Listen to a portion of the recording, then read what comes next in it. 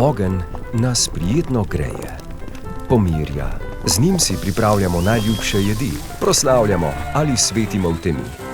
A bodimo previdni, saj ognjeni zublji brez nadzora lahko hitro planejo in zanetijo požar v domu. Prasketanje, nenavaden vonj in dim so prvi znaki požara. Nemudoma se prepričajmo, od kod izvirajo.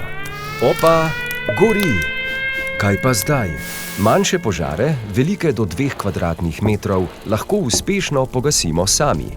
Ohranimo trezno glavo, bodimo kar se da mirni in učinkoviti. Ocenimo situacijo.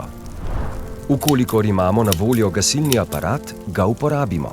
Najprej sprostimo cev gasilnika, nato odstranimo varovalko, cev usmerimo proti ognju in pritisnemo na sprožilec, da pogasimo požar. Kaj pa, če gasilnika nimamo? Požar lahko pogasimo tudi z vodo, metlo, odejo, lahko tudi z zemljo, vejami ali peskom. Odvisno, kaj gori in kaj imamo pri roki. Ukolikor ognja ne uspemo nadzorovati, varno zapustimo prostor in nemudoma pokličemo številko 112.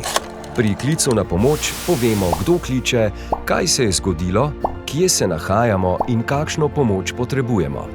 O požaru obvestimo tudi sosede in počakamo na gasilce.